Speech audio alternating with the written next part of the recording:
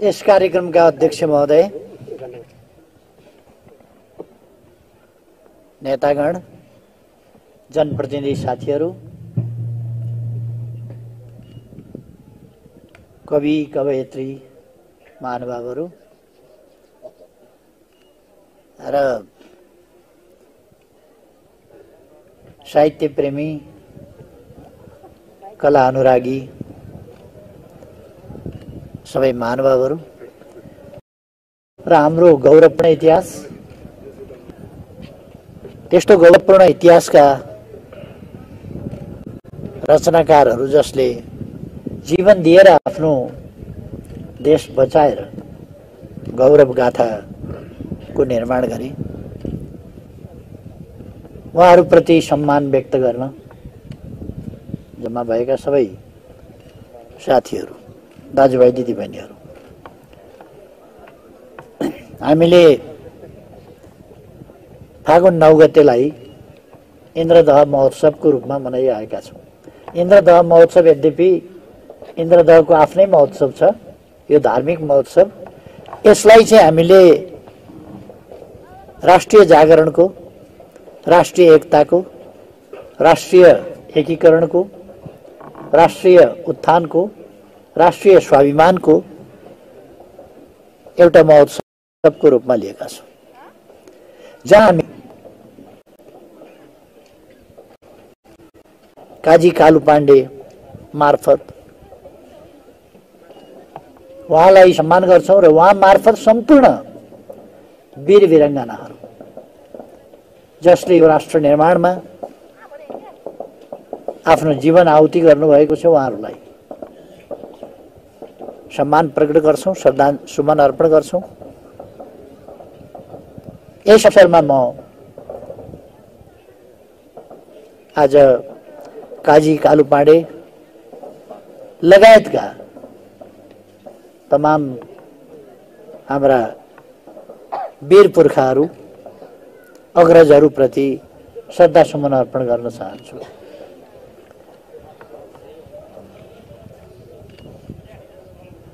आज 6औं पटक यस ठाउँमा आउँदा बीचमा पनि आएका र म यो फागुन 9 गते बाहेक पनि 7-8 पल्ट भइसक्यो होला यहाँ आएको सायद। तर जतिपल्ट आउँछु यो विकास अगाडि रहे र इन्द्रदह, यो दहचोक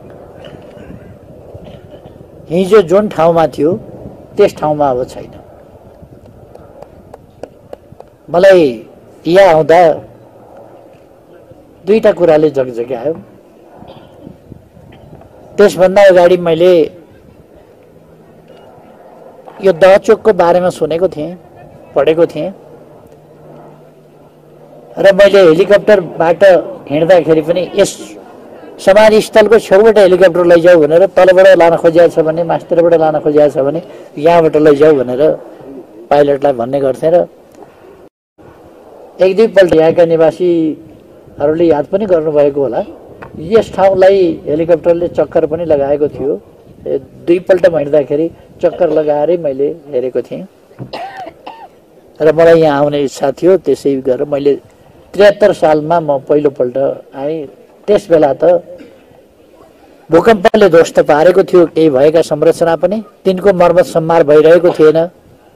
यो गाउँदेखि मर्मत सम्मार नभएकैले पनि भूकम्पले ध्वस्त पारेको थियो। त्यसमाथि त्यति बेलाको भूकम्पको झड्का बहुतै कडा थियो र त्यस यता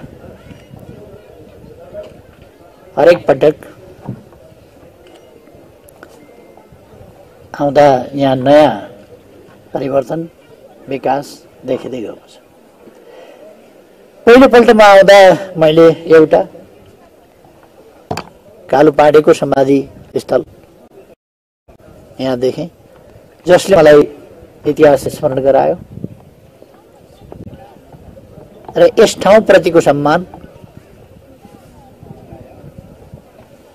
त्यो भाव जगायो। अर्कोतिर मैले यहाँ किल्ला देखेँ, जहाँबाट लडाईँ जहाँबाट एकीकरणको अभियान अगाडि बढाइएको थियो त्यो किल्ला त्यहाँ त पानी ट्याङ्की खडा हुँदैछ, पानी ट्याङ्की बन्दैछ भन्यो। त्यसबेला पानी ट्याङ्की लगभग निर्माण भइसकेको स्थितिमा पुगेको थियो र मैले त्यसबेलै भने अब जति बन्यो बनिहाल्यो, अब हामीले किल्ला गढी आदिको संरक्षण गर्नुपर्छ, इतिहासको संरक्षण गर्नुपर्छ। र मैले यहीँबाट बोल्दाखेरि भनेको थिएँ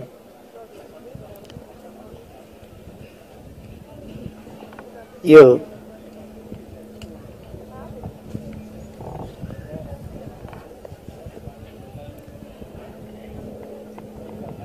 नेपाली सेनाले किल्लाहरूको गढीहरूको सुरक्षाको जिम्मा लियोस् र त्यस यता नेपाली सेनाले थुप्रै सिन्धुली गढीमा त किल्लालाई संग्रहालय नै को रूपमा विकास गरेको छ। म त्यहाँ पहिले त म त्यहाँ स्थलगत रूपमै गएको थिएँ, अहिले म तत्काल जान भ्याएको छैन। त्यसकारण मैले अस्ति त्यहाँ पनि हेलिकप्टर चक्कर लगाएर माथिबाटै अलिकति हेरिराखेर म त्यहाँबाट हिँडेको थिएँ। अर्को मैले ऐतिहासिक पुरातात्विक हिसाबले इन्द्रदह र यहाँका मन्दिरहरू, यहाँका सत्तलहरू तिनको अवलोकन गर्ने मौका मिल्यो र यो तीनवटा हिसाबले त महत्त्वपूर्ण छँदैछ, सँगसँगै यो प्राकृतिक हिसाबले पनि अत्यन्त महत्त्वपूर्ण देखियो। कालु पाँडेको समाधिस्थल एकीकरण प्रयासका निम्ति लड्ने किल्लाको रूपमा बनाइएका किल्लाहरू, गढीहरू र इन्द्र सरोवर, इन्द्रदह र यहाँको प्राकृतिक मनोरमता, सुन्दरता आदि, कतै इतिहास, कतै पौराणिकता, कतै गौरव गाथा आदि यी कुराहरूले यस ठाउँको विकास हुनुपर्छ र यो ठाउँ यसरी उपेक्षित हुने ठाउँ होइन भन्ने मलाई पर्यो र हामीले अगाडि बढ्नुपर्छ यसको सुरक्षा र विकासका लागि। यी सबै चिजको सुरक्षा, इतिहासको सुरक्षा, गढीको सुरक्षा, यो बलिदानको सम्मानदेखि पुरातात्विक प्रश्नहरूको सम्मान।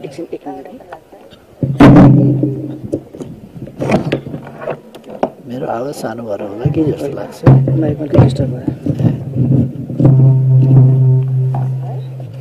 त्यसो भएर यी चिजहरू गरौँ भन्ने मैले आग्रह गरेँ।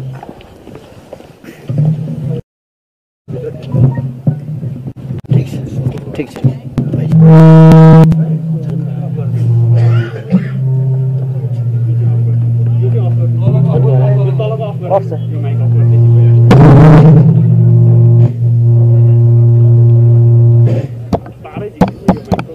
ठीक छ।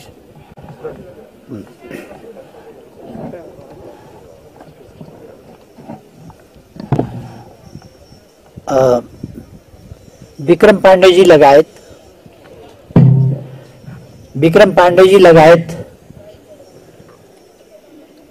उहाँहरू पाण्डे भन्नुहुन्न, पाण्डे भन्नुहुन्छ आफूलाई, विक्रम पाण्डे काजी लगायत पाण्डे काजीहरूको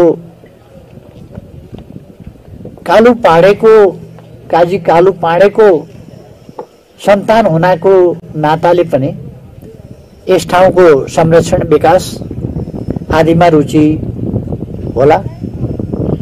त्यसबाहेक एउटा देशभक्ति, त्यो पुर्खादेखि आफ्ना पुर्खाले गरेको योगदान, वीरता, देशभक्ति आदि पक्षहरूमा पनि उहाँहरूको त्यो रुचि, त्यो सबै कुरा पनि यहाँको विकासमा अलिकति मिसिएको थियो। समाधि स्थलको संरक्षण र त्यसको अलिक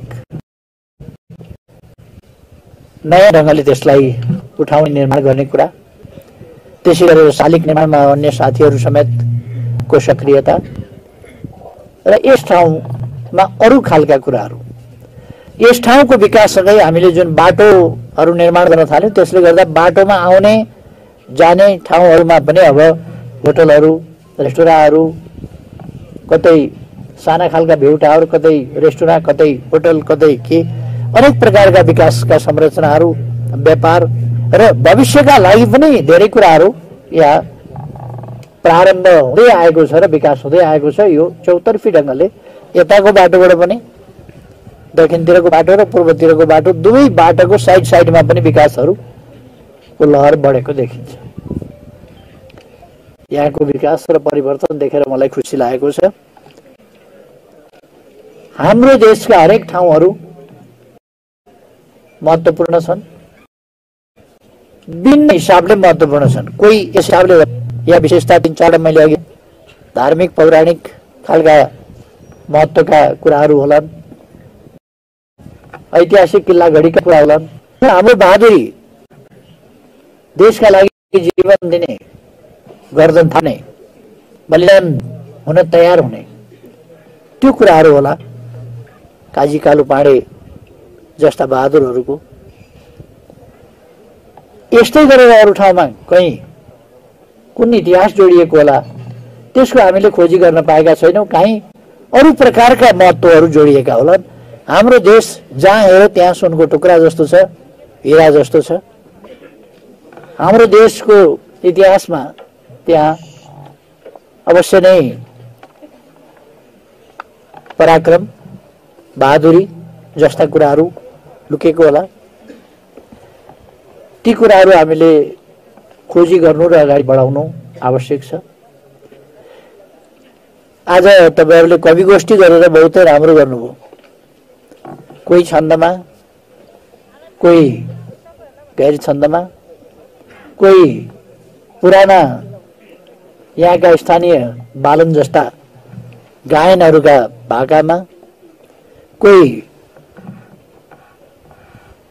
बिल्कुल आधुनिक, कसैले आफ्नो कवितालाई कविता पनि नभनेर सिर्जना मात्र भन्न पनि रुचाउनु भयो। कविता चाहिँ उत्कृष्ट थियो। विभिन्न ढङ्गले साहित्यकार कविताको रचना गर्नुभयो। मैले त समय नै पाइनँ, बिहान उठेर गरौँला भनेको टेलिभिजनमा महत्त्वपूर्ण इन्टरभ्यू आयो, त्यही हेर्न थाल्दा समय गयो। भन्नुभयो फेरि राम्रो कविता सुनाउनु भयो। समय पाएको भए कस्तो हुन्थ्यो होला। यति राम्रो राम्रो साहित्य, इतिहास, हाम्रो यसभित्र सांस्कृतिक इतिहास पनि छ। बालुन जस्ता कुराहरू पनि आएका छन्। छन्दको इतिहास छ। रामायणको सुरुमा भनिएकै सायद शार्दूल विकृत छन्दमै लेख्नु भएको छ क्यारे। एक दिन नारद सत्यलोक पुगी गया, लोकको गरौँ हित भनी जस्तै खालको त्यस्तैमा होला। राम्रो आएको छ र आधुनिक हिसाबले छन्दहीन कविताहरू, त्यसमा इतिहास आएको छ, अरू कुराहरू आएका छन्, सत्यहरू प्रकट भएको छ र पूर्वजहरूको वीरगाथालाई हामीले स्मरण मात्रै गरेका छैनौं, सम्मान पनि गरेका छौं। म सबै कवि कवयित्री साथीहरूलाई धन्यवाद भन्न चाहन्छु। अब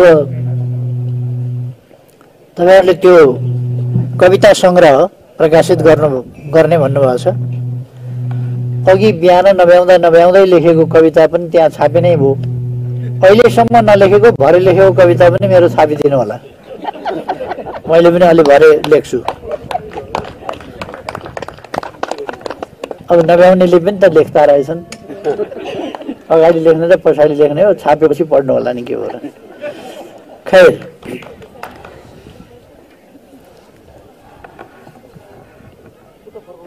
कालु पाँडेको जीवनी एउटा अनुसरणीय असाधारण बहादुरीको कीर्तिमान हो। बुद्धि र विश्लेषणको, युद्ध कौशलको, रणनीतिको यी कुराहरू पनि त्यसो भएर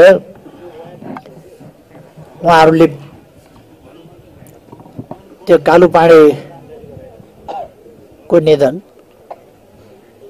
यदि कालु पाँडेले गरेको विश्लेषण, युद्ध सम्बन्धी विश्लेषण, त्यो कुरा पृथ्वीनारायण शाहले स्वीकारेको भए, ढिपी नगरेको भए कालु पाँडेको ज्यान पनि जाँदैन थियो, कीर्तिपुर पनि सहजै जितिने थियो। एकपल्ट हराइसकेर अर्कोपल्ट आफूलाई हराउँदाखेरि, हराएकोले हराउँदा कीर्तिपुरहरूलाई झन् पिर पर्यो अनि नाक काट्या साट्या आदि इत्यादि कुरा पनि आयो। अघि एकजना साथीले भन्नुभयो वास्तवमा नाक काटेको होइन, एउटा शासकले जितिसकेपछि नाक काट्दै हिँड्दैन, त्यो त त्यहाँका रैतीहरूलाई त उसले रिजाएर कजाएर खान चाहन्छ। त्यो ठाउँमा नाक काट्दै काट्दै काट्दै कहाँ हिँड्छ? त्यो सबै जनतालाई शत्रु बनाउँदै कहाँ हिँड्छ? उसलाई त जित्नसँग थियो, जित्नुभन्दा अगाडि जे पनि गर्न सक्छ, तर जितेपछि उसले त्यस्तो गर्दैन, किन जितिसकेपछि जितुवाले राज गरी खान खोज्छ, भड्काउन खोज्दैन। अघि एकजनाले भने जस्तै इतिहासका नाउँमा इतिहास बङ्ग्याउने, तोडमरोड गर्ने, विकृत बनाउने ती प्रयासहरू पनि चल्छन्। देवत्वकरणका प्रयास चल्छन्, दानवीकरणका प्रयास चल्छन्, अनेक प्रयासहरू चल्छन्। र पृथ्वीनारायण शाह महान थिए, एकता एकीकरणको नेतृत्व गरेका हुन्, त्यो ठिक कुरा हो।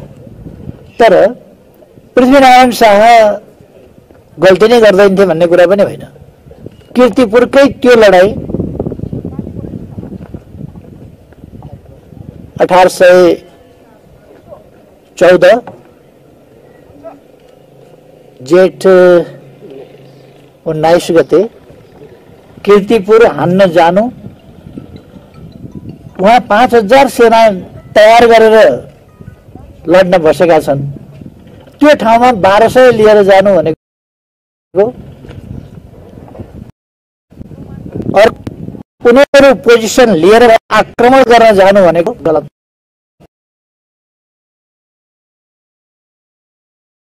थियो। र त्यो अहिले आक्रमण गर्नु हुँदैन, युद्ध जितिँदैन, तर आफ्नो सेनाको मनोबल कमजोर पार्न खोजेको, राजाको आज्ञा पालना नगरेको आदि इत्यादि अत्तो समेत थाप्न थालेर पृथ्वीनारायणले आजै हमला गर्नुपर्छ, कालु पाँडेले गर्दा ढिलो भइसक्यो, जसले गर्दा हामी हार्न सक्छौं भन्ने अनेक अत्तो थापेपछि कालु पाँडे एउटा वफादार सेनापतिको रूपमा अगाडि गएका थिए। युद्ध सेनाले लड्ने हो, सेनापतिले सञ्चालन गर्ने हो, तर सेनापतिको पनि सेनापति राजा भएको हुनाले राजाको आदेश त्यति बेला प्रधान सेनापतिले पालन गर्नु पर्यो। र काजी कालु पाँडे त्यस लडाईँमा नेतृत्व गरेर सरिक भए। त्यो यति गलत थियो, काजी कालु पाँडे त काटिए नै र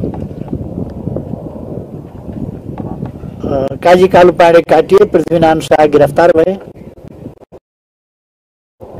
पृथ्वीनारायण शाहलाई राजा मार्नु हुँदैन भन्ने मान्यता अनुसार उसलाई नमारेर राखेका ठाउँबाट जोगीको भेष धारण गरेर पृथ्वीनारायण शाह त्यहाँबाट भागे। जे होस्, यसरी त्यो एउटा महत्त्वपूर्ण धक्का एकीकरणको अभियानले खाएको थियो। र सबभन्दा महत्त्वपूर्ण कुरा त्यहाँ मनोवैज्ञानिक हिसाबले धक्का खाएर काजी कालु पाँडे जस्ता सेनापति अथवा त्यस बेलाको भन्ने हो भने प्रधानमन्त्री गुमाएको थियो। त्यो साह्रै ठुलो एकीकरणको अभियानमा साह्रै ठुलो क्षति भएको थियो, नोक्सानी भएको थियो। दामोदर पाण्डेका पुर्खाहरू पनि वीरता र बुद्धिमत्ताको इतिहास बोकेका थिए। त्यो इतिहासतिर म अहिले जान चाहन्न। र उनका कान्छा छोरा दामोदर पाण्डे, उनको वीरता, उनले अहिले पनि सिक्किमका जनता टिस्टा किनारमा भन्ने हो भने अहिले पनि दामोदर पाण्डेले, हामी इतिहासको गौरवको कुरा गर्छौं, हामीले टिस्टामा गएर खुँडा पखालेको त्यो इतिहासमा गर्व गर्छौं। तर त्यो खुँडा पखाल्ने नेतृत्व गर्ने अरू कोही नभएर काजी कालु पाडेका कान्छा छोरा दामोदर पाण्डे थिए, जसले 9वटा किल्ला बनाएर त्यहाँ लडाईँको नेतृत्व गरेका थिए र टिस्टा नदीसम्म नेपालको सिमाना पूर्वमा पुर्याएका थिए। कहिले कहिले शासकहरू मूर्ख हुन्छन्, राजाहरू पनि कहिले कहिले मूर्ख हुन्छन्। पछि दामोदर पाण्डे थापाथली छेउमा काटिनु पर्यो, काटेर मारिनु पर्यो। तर दामोदर पाण्डे सम्झिँदाखेरि म झन्डै झन्डै उसलाई सम्झिन चाहन्छु, यो सुकरातलाई। 2600 वर्ष अगाडि ग्रिसमा सुकरात भन्ने एउटा दार्शनिक थिए, सत्य निष्ठामा अड्नुपर्छ भन्ने मान्छे। उनलाई मृत्युदण्ड हुने भयो अनि उनका शिष्यहरूले त्यहाँका शासकहरूसँग साँठगाँठ गरेर उनलाई भाग्ने प्रबन्ध मिलाए। ढोकामा घोडा तयार हुन्छ, पाले पहरा निदाए जस्तो गर्छ, सुकरात गएर घोडा चढेर भाग्नुपर्छ त्यहाँबाट। तर सुकरातले भने म भाग्दैन, सत्य भाग्दैन। सत्य भन्ने मात्रै कुरा होइन, सत्य डटेर अमल गर्ने कुरा हो। त्यसकारण सुकरात भाग्दैन, विषको प्याला पिउँछ। त्यो भने दामोदर पाण्डे गिरफ्तार भएपछि 2 जना गिरफ्तार भएर मारिन लागेका मध्ये भाग्ने मौका उनीहरूलाई मिलेको थियो। भाग्ने मौका मिल्दा अर्को एकजनालाई तिमी भाग, म भाग्दिन भनेर दामोदर पाण्डे, म एउटा जर्नल हुँ, म सेनापति हुँ र पीठ फर्काएर भाग्ने चलन छैन हाम्रो, त्यो भनेर उनी काटिन तयार भए, भाग्न तयार भएनन् दामोदर पाण्डे। उनी थापाथलीमा काटिए। यसरी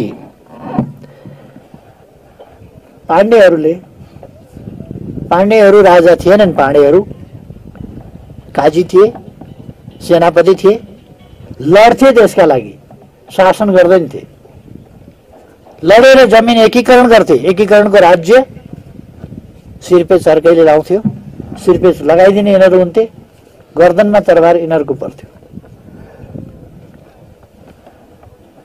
तर प्राय के छ भने ठुलाको चर्चा हुने, सानाको चर्चा नहुने।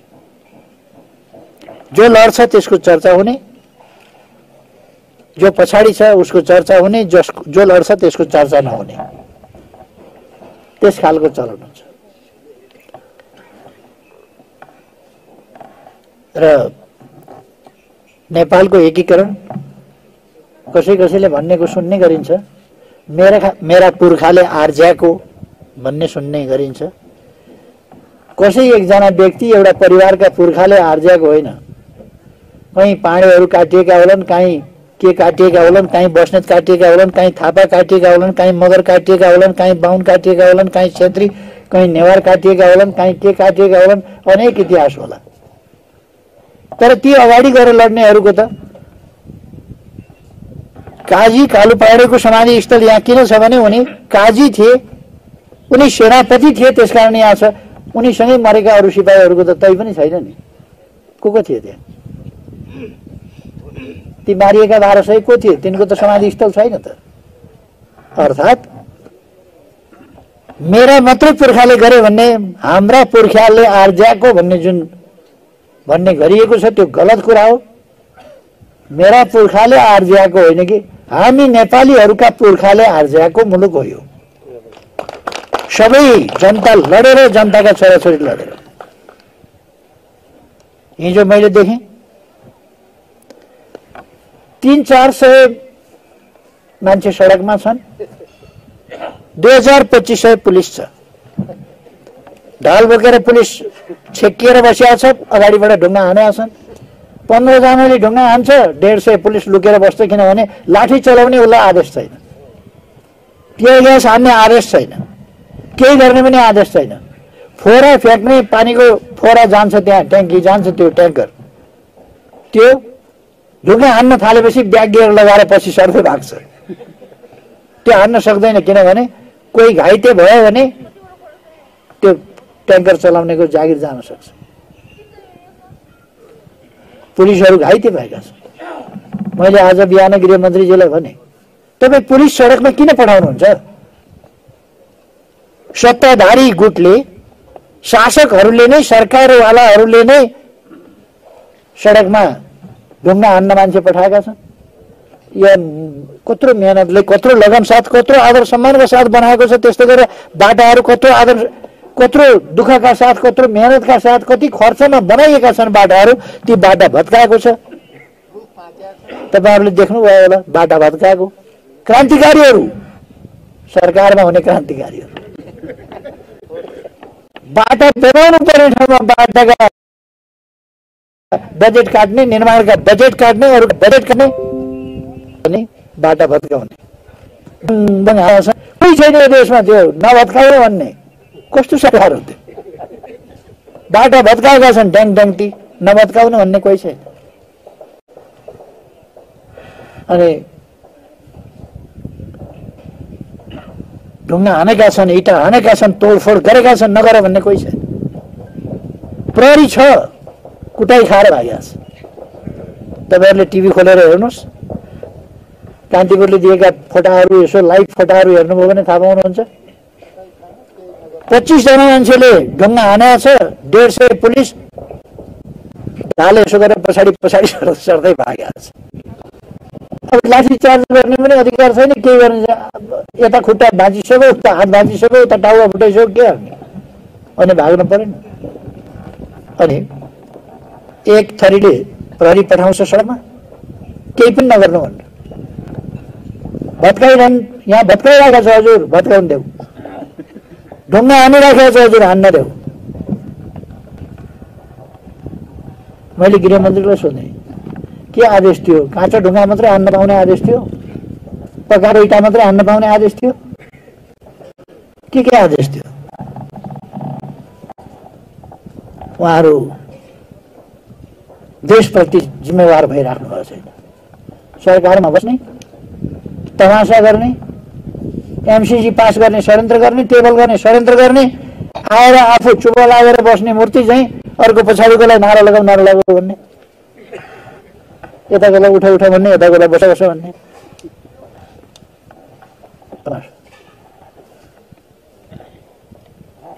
एक थरीलाई सडकमा जाऊ भन्ने, एक थरीलाई सडकमा आऊ, सदनमा आऊ भन्ने। सरकारमा पनि आफै हुने, सडकमा पनि आफै हुने, सदनमा पनि आफै हुने। एमसीसी आफै सही गर्ने, एमसीसी आफै टेबल गर्ने। सही गर्नेलाई, टेबल गर्नेलाई सडकमा उत्रिएकाहरूले कतै केही बोलेको तपाईहरु सुन्नुभएको छ, केही भनेको सुन्नुभएको छ? केही भन्दैन, केही पनि भन्दैन। एमसीसी सिग्नेचर गर्नेलाई केही पनि भन्दैन। आज बिहान म सुन्दै थिएँ, एउटा ग्यालेक्सी भन्ने टेलिभिजन रहेछ,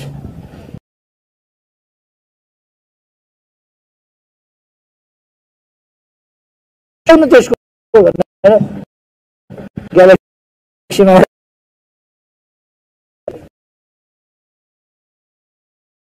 यो देशमा संसारमा सधैँ छन् कि पागल के हो त्यो? बाटा आउँदा आउँदै त्यसलाई हानु न, ठोकेन, त्यसको टाउको फुटाउ न, किन सडकमा? सजिलो उपाय बताउँदै थिए त्यहाँ। सरकार यस्तो छ, भत्काइराखेको छ। आज जनताका छोराछोरीहरू, प्रहरी हिजो किन पिटिए त्यसरी? मैले अघि गृहमन्त्रीलाई सोधेँ, कतिजना प्रहरी घाइते छन्? प्रहरीको टाउको त मृतकको टाउको बेलैसरी भन्थे, प्रहरीको टाउको बेलैसरी ढुङ्गा हान्ने हुन्छ ड्याम ड्याम ती। यस्तो पनि हुन्छ। अनि लखेटिनु पर्ने, भाग्नु पर्ने, कुटाई खानु पर्ने, भत्काउँदैछन् केही भन्न नपाइने, केही गर्न नपाइने, गिरफ्तार गर्न नपाइने, भत्काएको कुनै मुद्दा नलाग्ने, चार्ज नलाग्ने, कसलाई लाग्ने? यो सत्तासीन गुटको दोहोरो तेह्रो अनेक प्रकारको गलत नीति। हामी यस्तोमा अल्मलिनु हुँदैन। म सबै दाजुभाइ दिदीबहिनीहरूलाई भन्न चाहन्छु, हामी शान्तिको पक्षमा, देश विकासको पक्षमा, राष्ट्रिय एकताको पक्षमा, हाम्रा पूर्वजहरूले देखाएको वीरताको तर सही बाटोमा आज सडक भत्काउनेलाई देता हुँदैन। डेमोक्रेसी ल्याइदिएको छ, हामी जेल बसेर डेमोक्रेसी ल्यायौँ, हामीले कुटाई खाएर डेमोक्रेसी, गोली खाएर डेमोक्रेसी ल्याउने, अनि अहिले आएर बाटो भत्काएर क्रान्तिकारी हो। अन्यवासव्यू क्रान्तिकारी, क्रान्तिकारी के गरेर भने बाटो भत्काएर। यो क्रान्तिकारिता होइन। सत्तामा बसेका छन्, सरकारमा बसेका छन्, जे भन्ने भएको छ, सञ्चार माध्यम उनीहरूको छ। हामी हाम्रो इतिहासको गौरवलाई मर्न दिँदैनौँ र हाम्रा अझ यसलाई उजिल्याएर अगाडि हाम्रो देशको रक्षा गर्छौँ, बोलीको रक्षा गर्छौँ। त्यसै कारण आज हामी यहाँ एउटा सङ्कल्पका लागि, सङ्कल्पको नवीकरणका लागि यहाँ भेला भएका छौँ। हामी फेरि अर्को साल पनि यस ठाउँमा भेट्नेछौँ। मलाई लाग्छ अर्को साल अझ भव्य ढङ्गले भेट्नेछौँ।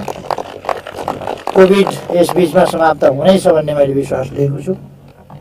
वर्षक अर्को साल कोभिड नभएर हामीले मुखमा सायद मास्क लगाउनु नपर्ला, त्यस हिसाबले भेटघाट हुन सक्ला भन्ने मैले विश्वास गरेको छु। र अलिक ठुलो सङ्ख्यामा पनि हामी सायद पाल टाँगेरै कार्यक्रमहरू गर्न सक्नेछौँ भन्ने मलाई लाग्छ।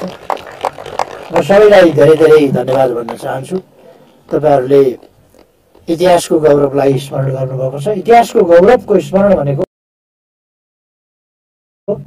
सुन्दर भविष्य निर्माणको सङ्कल्प पनि हो। एउटा भन्न चाहन्छु।